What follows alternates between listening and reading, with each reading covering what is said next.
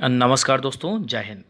जैसा कि आज का टॉपिक है कि हमारी जीडीपी तो बड़ी होती जा रही है, लेकिन क्या लोगों की भी इनकम उसी हिसाब से बढ़ रही है? तो आज हम लोग इसी पर डिस्कस करने वाले हैं। उससे पहले मैं जीडीपी की बात करता हूँ। जीडीपी पे हम लोग कई बार बात कर चुके हैं, फिर भी देखते हैं। जीडीपी मतलब ग्रॉस डोमेस्टिक प्रोडक्ट, जिसे सकल घरेलू उत्पाद कहते हैं। किसी एक साल में देश में पैदा होने वाले सभी सामानों और सेवाओं की कुल वैल्यू को कहते हैं। यह एक तरह से मार्कशीट है।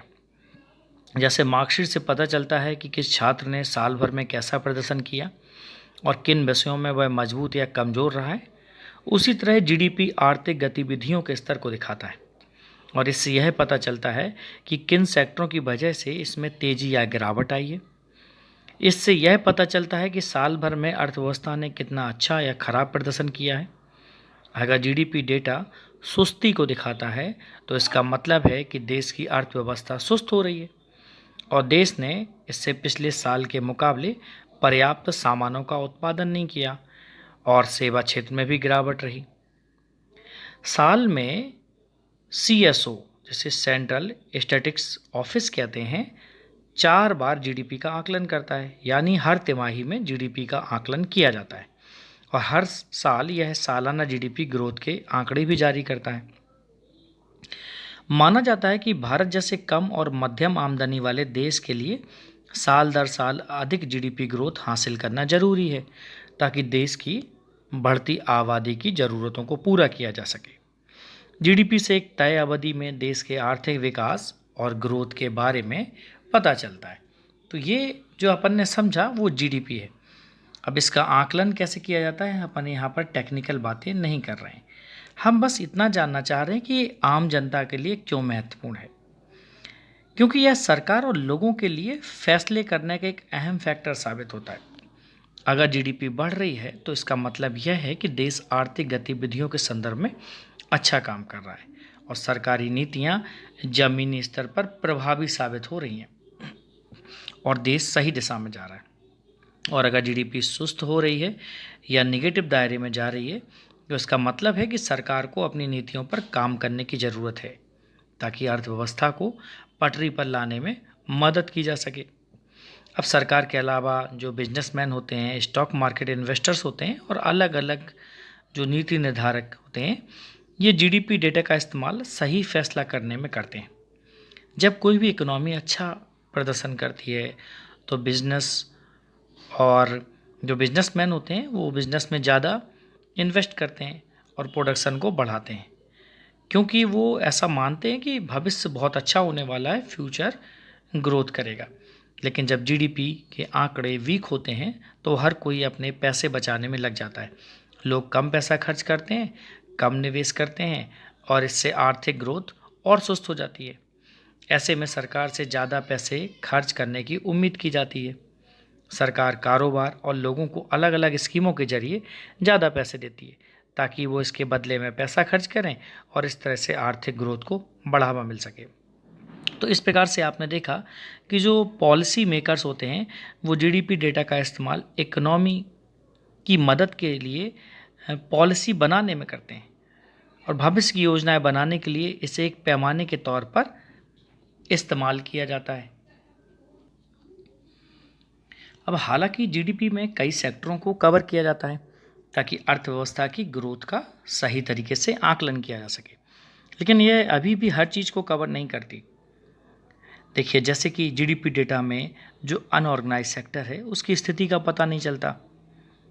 जीडीपी डेटा में असंगठित जो सेक्टर है, अनऑर्गेनाइज सेक्टर को इसमें शामिल नहीं किया जाता, जो देश के 94% जो एम्प्लॉयमेंट है का उत्तरदायित्व उठाता है, और फिर भी इसको जीडीपी में काउंट नहीं करते हैं। अगर जीडीपी निगेटिव दायरे में जाती है, तो इसका मतलब है कि अनऑर्गेनाइज जो एरिया है उसका प्रदर्शन संगठित सेक्टर के मुकाबले और ज़्यादा बुरा है। तो ये आंकड़े दिखाते हैं कि असंगठित क्षेत्र का प्रदर्शन कैसा है, लेकिन यह पूरी तरह से संगठित क्षेत्र की उपेक्षा करता है, जिसमें देश की गरीब आबादी आती है। तो आप समझ सकते हैं जीडीपी पूरी तरह से असंगठित क्षेत्र की उपेक्षा कर रहा है, और असंगठित क्षेत्र का मतलब हमारी पुअर पॉपुलेशन। अब यहाँ पर कई समय से सरकार कोशिश कर रही है कि किसी भी प्रकार से असंगठित क्षेत्र को संगठित क्षेत्र में लाया जा सके। असंगठित क्षेत्र को किस प्रकार से काउंट करें, इस पर अभी हमारे नीति निर्धारक करता या नीतियां बनाने वाले पॉलिसी मेकर्स काफ़ी फोकस कर रहे हैं। आने वाले समय में उम्मीद है कि इस पर काम किया जाएगा।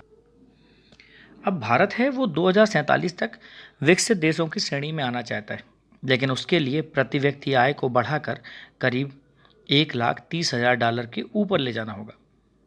भले ही भारत दुनिया की 5वीं बड़ी अर्थव्यवस्था हो और अगले कुछ वर्षों में भारत दुनिया की तीसरी बड़ी इकोनॉमी बनने की ख्वाहिश रखता हो, लेकिन क्या आप जानते हैं कि पर कैपिटा इनकम के मामले में भारत दुनिया के गरीब मुल्कों की श्रेणी में आता है।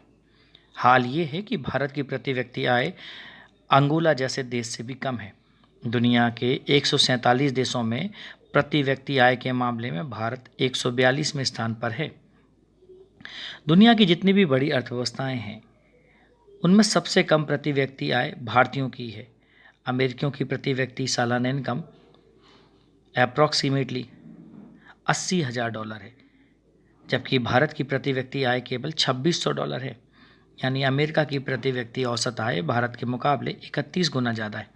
जर्मनी और कनाडा की प्रति व्यक्ति आय भारत से 20 गुना ज़्यादा है, यूके की 18 गुना, फ्रांस की प्रति व्यक्ति आय 17 गुना और जापान और इटली की औसत प्रति व्यक्ति आय भारत से 14 गुना ज़्यादा है।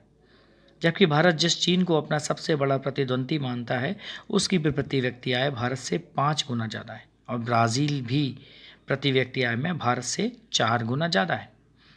ये तो बात हुई आर्थिक रूप से बेहद मजबूत और संपन्न देशों की, लेकिन ये जानकर आपको हैरानी होगी कि Angola, Vanuatu, Sao Tomé Principe जैसे छोटे देशों की भी प्रति व्यक्ति आय भारत से ज़्यादा है।